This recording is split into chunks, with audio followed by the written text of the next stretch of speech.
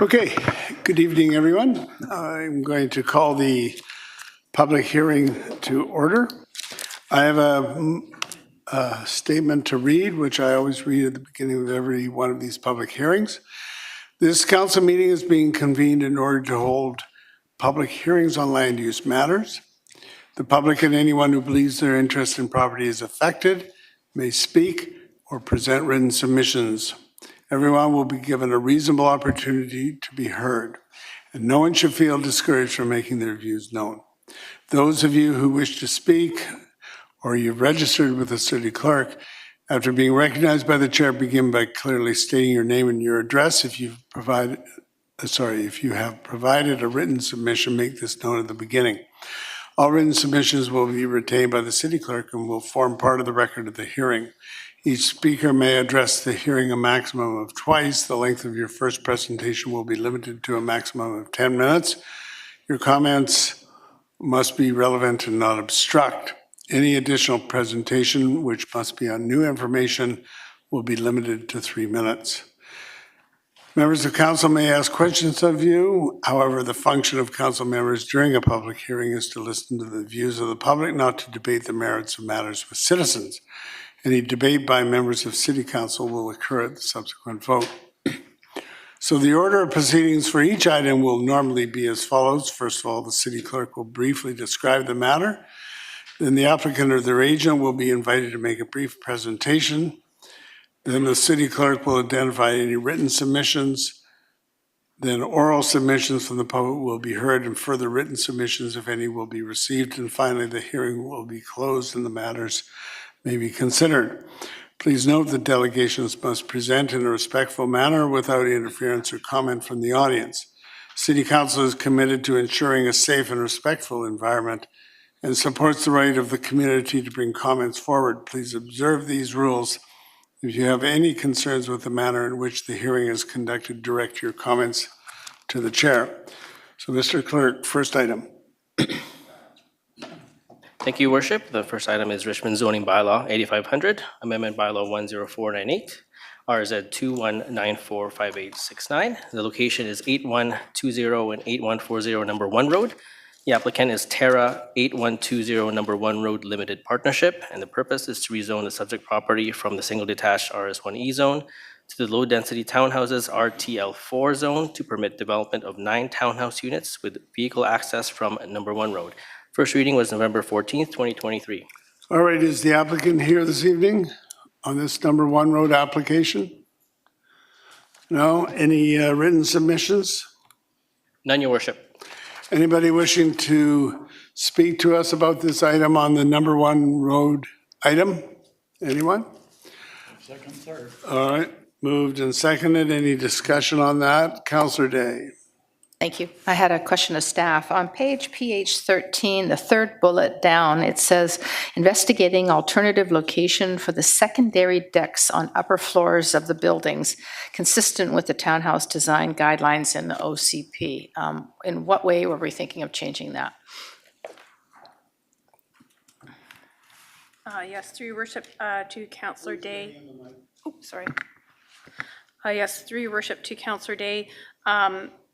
We always review things at the development permit stage for further refinement. The current proposal is for those upper level decks to be oriented towards the drive aisle, but we just look for further refinement through the review. Okay, the concern that I have is there's single family homes all the way around there, so I wouldn't want to see a sun deck bearing down on one of the neighbors. So is that a concern at all, or have you addressed that? Through your worship to Councillor Day, we can ensure those decks would not be oriented towards the single family homes. Okay, wonderful. Thank you. Thank you, Your Worship. Just at highlighting that previous readings, I was opposed to this, and today I will remain. I'll just briefly state the tree impact is one concern I have. Again, they're saving 6, but we're losing 13. They should replace with 26, but they're only fitting in 17. Therefore, we'll get 9 cash in lieu, and that'll go somewhere else. There's also in the report highlighting trees that were in the frontage that were in great health, and there was innovative design that was taking place. The developer's not here to answer the questions, so I'm just speaking that they went through a rapid decline in health and were no longer viable. But thankfully, we do have an outstanding referral that will look into preserving those sites for potential trees, because as you see on a map, page PH 29, you can see where those 3 trees would be ideal in the front of the property, not impacting the building, not impacting the road. And then also in the report, it highlights how at the development permit battle stage, they'll be discussing the potential for outdoor amenity space, and ideally it would have been along the back section there that shows where that big row of trees is going down from number 241 to 246 trees.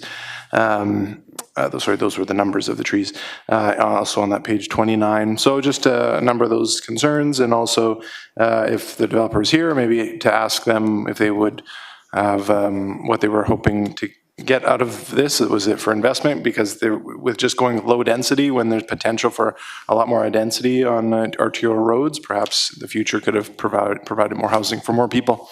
Thank you. All right, I'm going to call the question. All those in favor? Those opposed? It's carried with Councillor Wolf opposed. Mr. Clerk. Thank you, Your Worship. Item number 2 is Richmond Zoning Bylaw 8500, Amendment Bylaw 10510, RZ 22010976.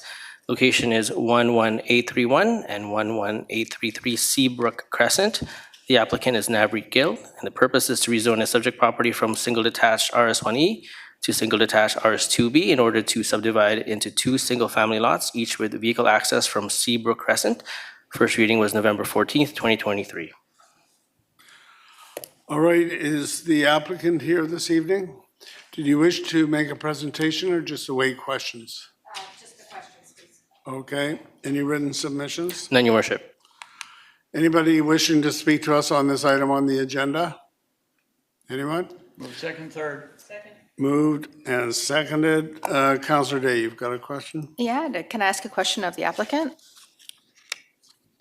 I suppose there's Okay. a question of you, if you could come. Yes, please.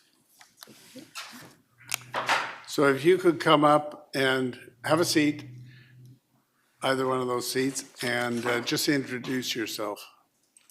I'm Navreet Gill, and I've done the application to rezone 11831 Seabrook Crescent from one single family to two lots. Perfect. You're actually in my neighborhood. I live on Seahurst. So my question is, it's a really big lot, and I can see it easily fitting 2 houses. But I was just curious if there's any way to go from a 1-bedroom, 400-square-foot suite to maybe a small 2-bedroom suite, maybe 550, 600 square feet. Is there any chance of that?